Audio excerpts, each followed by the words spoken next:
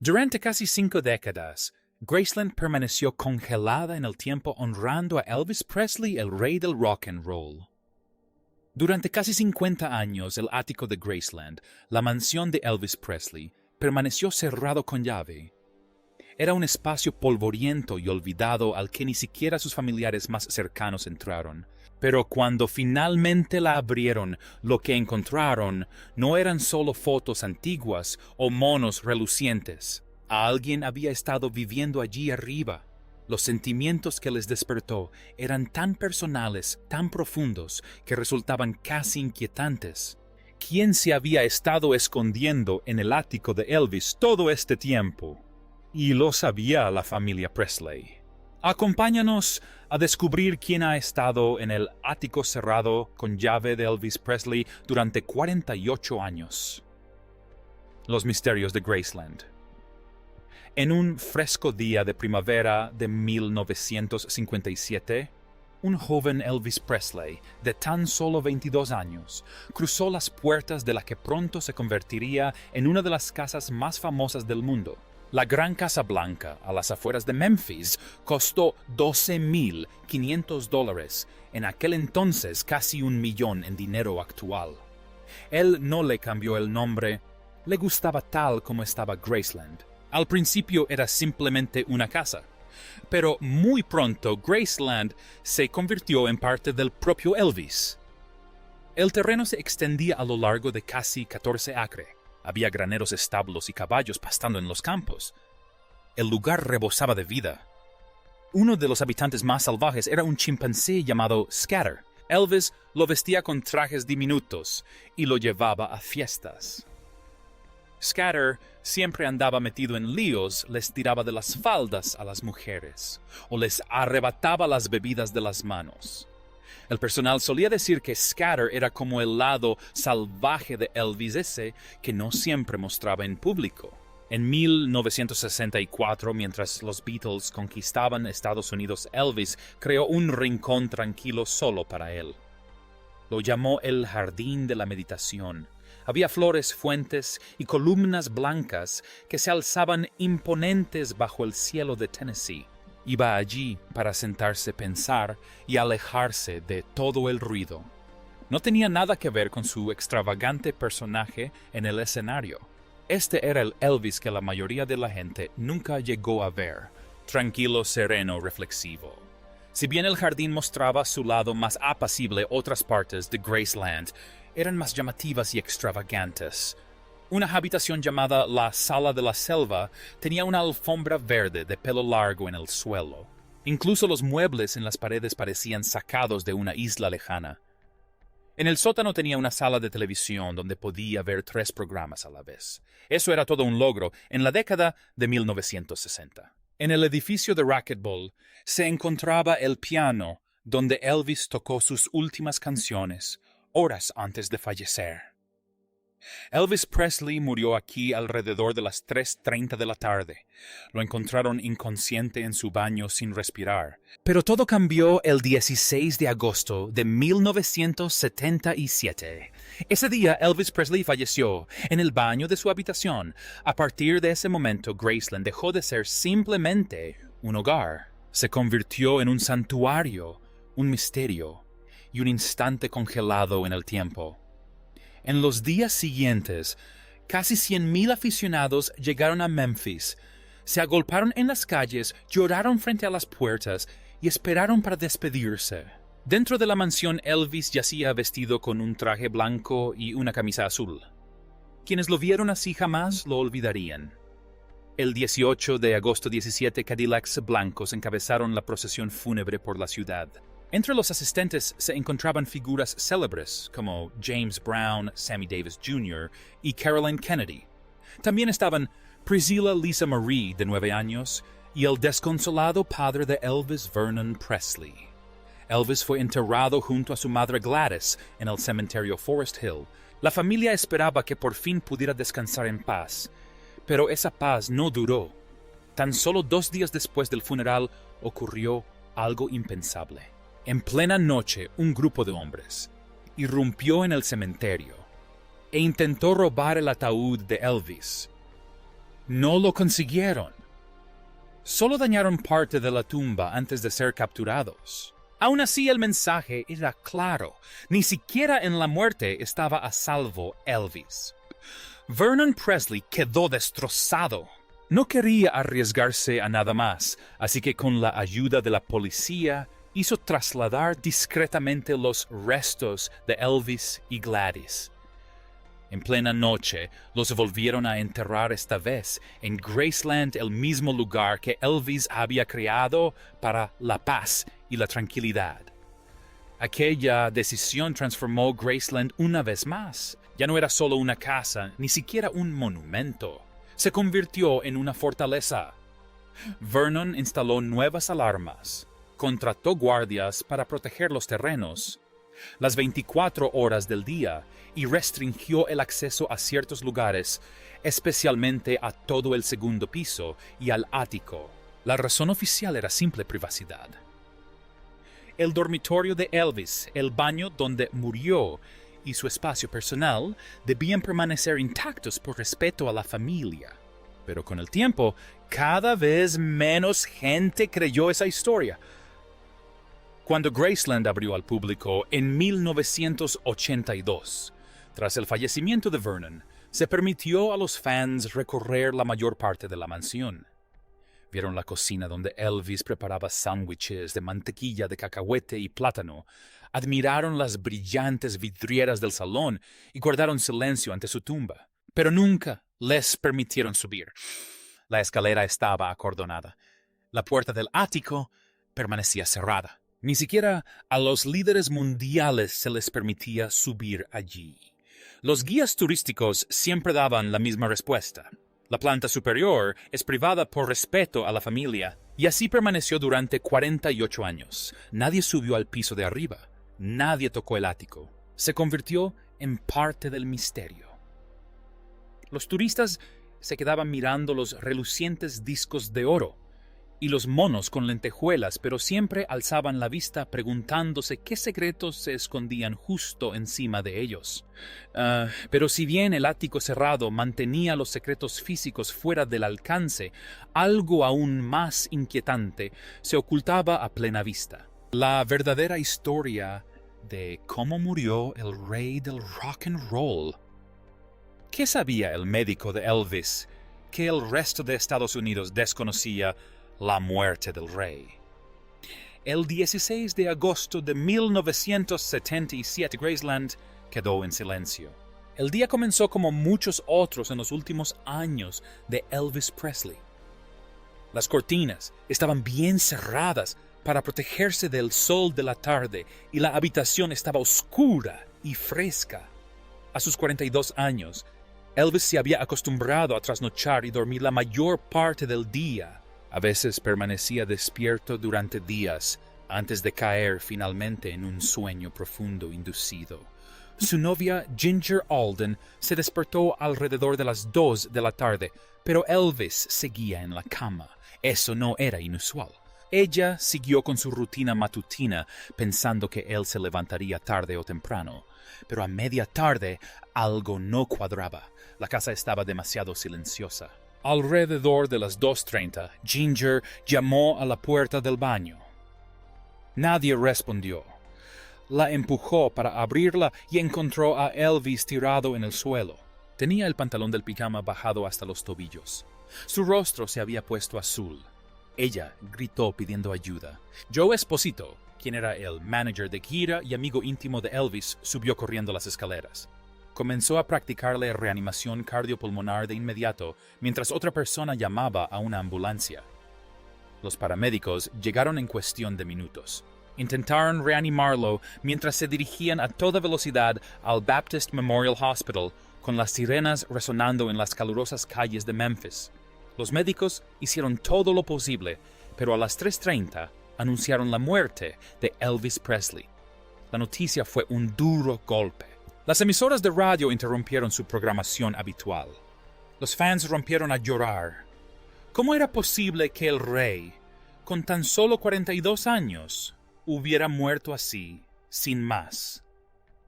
Esa misma noche, El doctor Jerry Francisco, el médico forense del caso, compareció ante los periodistas. Dio una respuesta breve y clara. Elvis había muerto de arritmia cardíaca. Su corazón simplemente dejó de latir. Causas naturales, dijo. Fin de la historia.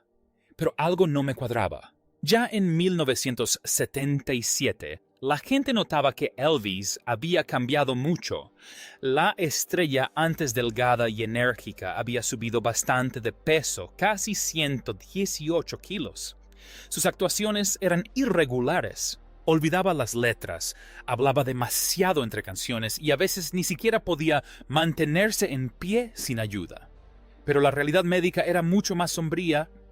La autopsia reveló signos de años de consumo de sustancias nocivas, un corazón sobredimensionado, un hígado inflamado y daños corporales compatibles con el uso prolongado de medicamentos recetados. El informe toxicológico, que llegó más tarde, reveló lo que el doctor Francisco no había mencionado.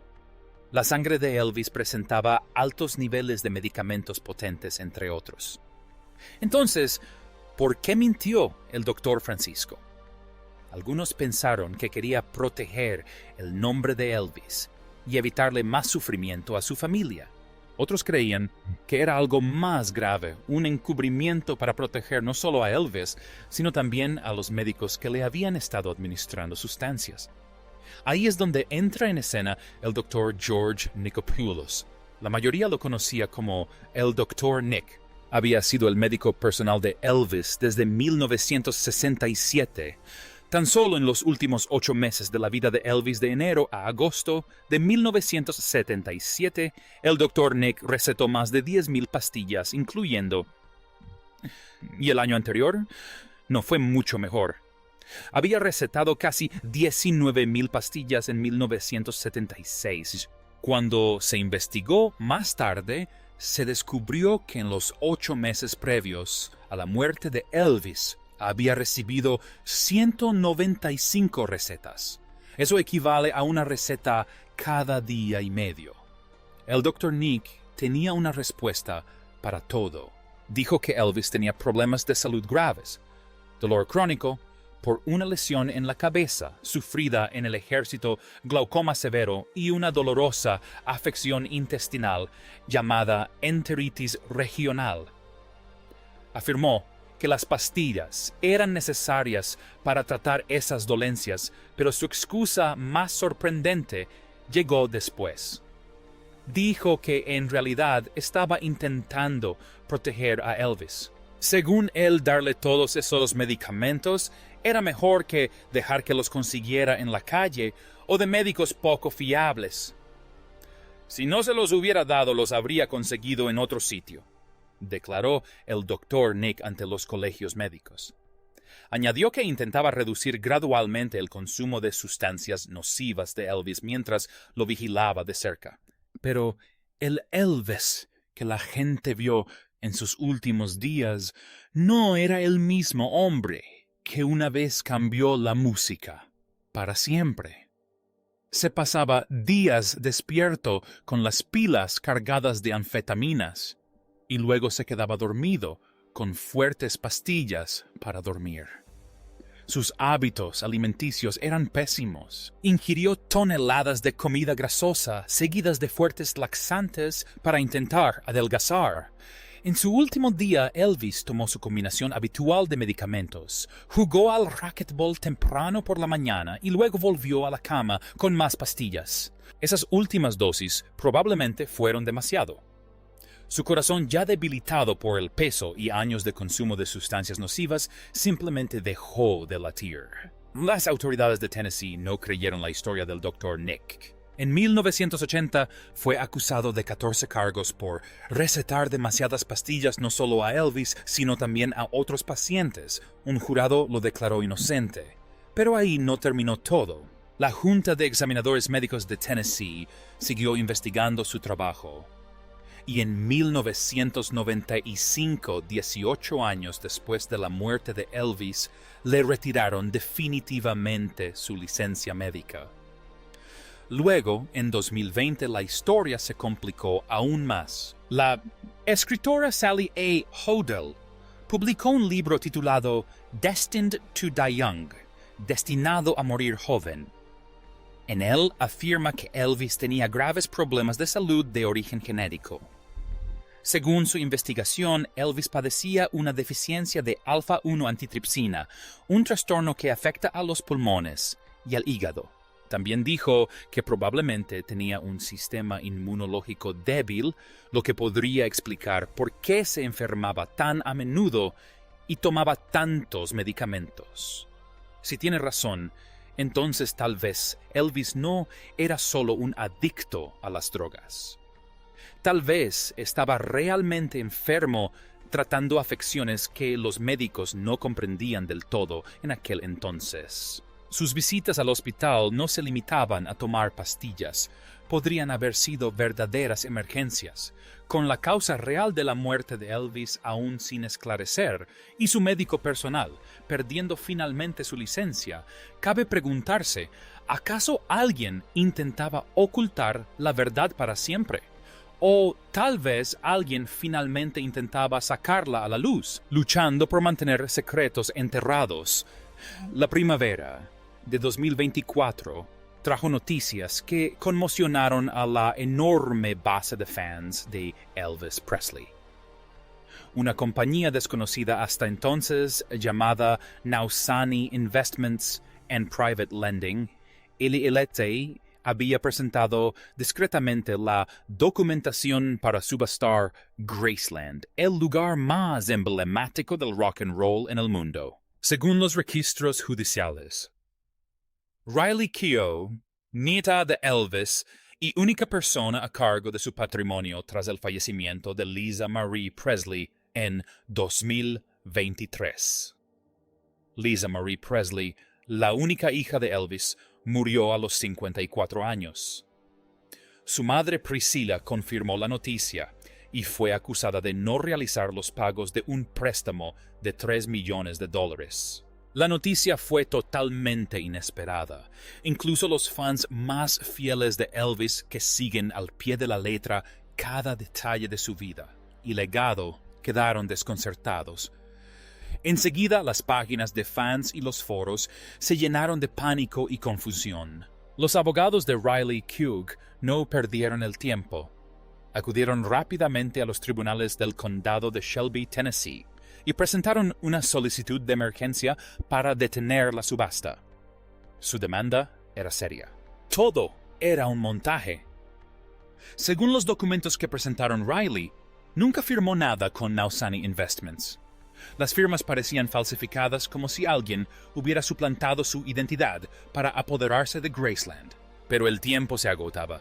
La fecha de la subasta ya estaba fijada. Si el equipo de Riley no conseguía que el tribunal interviniera, rápidamente Graceland se vendería en cuestión de días. Y eso significaba que todo lo que había dentro de las pertenencias personales de Elvis, sus grabaciones raras e incluso las habitaciones de arriba a las que nadie tenía acceso, estaría en manos de completos desconocidos. Entonces, justo un día antes de la subasta prevista, un juez de Tennessee dictó sentencia. Detuvo la venta de inmediato. Calificó a Graceland como un patrimonio cultural único y afirmó que su pérdida perjudicaría profundamente al público. Lo más significativo fue que nadie de Nausani Investments se presentó ante el tribunal. Los abogados de Riley estaban presentes, pero la empresa que intentaba vender Graceland no.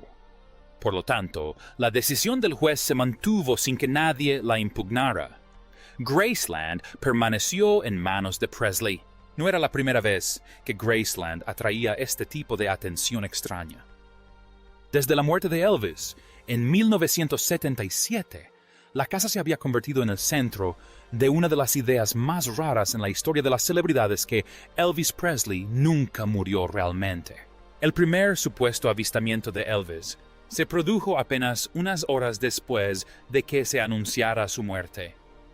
Un hombre idéntico a él, que se hacía llamar John Burroughs, nombre que Elvis usaba en sus viajes, Supuestamente compró un billete de avión de ida a Buenos Aires en el aeropuerto de Memphis.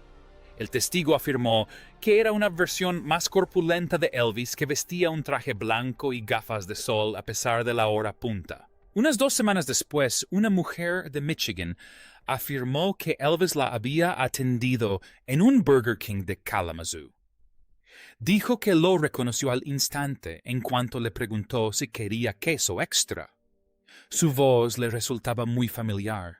La mayoría de la gente habría esperado que historias como estas desaparecieran, pero no fue así. Simplemente seguían apareciendo. Para 1979 había cientos de informes en todo el país. Se vio a Elvis echando gasolina en Oklahoma. Elvis está comprando en un supermercado de Missouri. Elvis en un concierto en Nashville con barba postiza. Las historias se hicieron tan populares que en 1988 el tabloide Weekly World News creó una sección fija llamada Elvis Watch para llevar un registro de todos los avistamientos. Con el tiempo, las teorías se volvieron aún más descabelladas. Algunos decían que Elvis había ayudado al FBI a combatir el crimen organizado y que luego había entrado en el programa de protección de testigos. Otros creían que había fingido su muerte para escapar del estrés de la fama. Incluso se rumoreaba que tenía cáncer y quería morir en paz, lejos de la mirada pública. Quienes creían en estas teorías señalaban detalles extraños sobre su funeral. Dijeron que su ataúd pesaba 900 libras demasiado. También se preguntaron por qué la familia optó por un ataúd cerrado después de haber realizado un velatorio público. Y lo más notable, notaron algo extraño en su lápida. Su segundo nombre se escribía Aaron en lugar de Aaron. La familia decía que jamás se equivocarían con eso, a menos que Elvis no estuviera realmente en la tumba. Y entonces llegó Internet. A principios de la década de 2000 surgieron sitios web enteros dedicados a demostrar que Elvis seguía vivo. En YouTube, algunos videos intentaban imitar la voz de un predicador llamado Bob Joyce, cuyo canto se parecía asombrosamente al del mismísimo rey. Incluso ahora, en 2025, casi 50 años después en Internet, todavía se debate sobre el paradero de Elvis. Algunos creen que vive en un pueblo tranquilo con otro nombre. Otros piensan que todavía visita Graceland de vez en cuando disfrazado para que nadie lo reconozca. Para la familia Presley, estas teorías siempre han sido complicadas. Si se resisten demasiado, parece que ocultan algo. Si guardan silencio, los rumores se descontrolan aún más. Pero todas estas teorías encubren algo mucho más grave. Elvis no tenía por qué haber muerto cuando murió. Su muerte podría haberse evitado si quienes lo rodeaban se hubieran preocupado más por su salud que por su dinero. Pero las historias descabelladas sobre su supuesta supervivencia eximieron a esas personas de responsabilidad. Una vez que se detuvo la venta, Riley tomó una decisión audaz. Riley Keough finalmente hizo lo que nadie en su familia había hecho jamás: permitió abrir el ático prohibido, lo que había permanecido oculto allí arriba durante casi 50 años. El ático estaba abierto. En una fría mañana de enero de 2025, un pequeño grupo de archivistas con guantes blancos subió las estrechas escaleras que conducían al ático de Graceland. Sus pasos resonaron en el vacío. Nadie había estado allí desde agosto de 1977. El aire estaba cargado de polvo intacto durante casi 50 años, pero muy por encima de ellos, tras una puerta cerrada con llave, una parte de la mansión permanecía intacta, sellada como una cápsula del tiempo que nadie se atrevía a abrir. Una sola bombilla iluminaba la cerradura mientras el archivista principal giraba con cuidado una vieja llave de latón que había permanecido en la familia Presley desde la muerte de Elvis. La puerta se abrió con un crujido como si hubiera estado conteniendo años de espera. Cuando la luz entró por primera vez en casi medio siglo, todos guardaron silencio. Aquello no era un simple trastero polvoriento. Parecía una cápsula del tiempo cuidadosamente conservada. Elvis mismo, o alguien cercano a él, había organizado cuidadosamente el ático en secciones cada una de las cuales narraba una etapa diferente de su vida. El espacio era mucho más grande de lo que nadie esperaba. Se extendía a lo largo de toda la parte superior de la casa, con buhardillas cubiertas por gruesas cortinas opacas. A diferencia del resto de Graceland, conocido por su estilo ostentoso y llamativo, el ático era sencillo. Tenía paredes de madera lisas y suelos desnudos.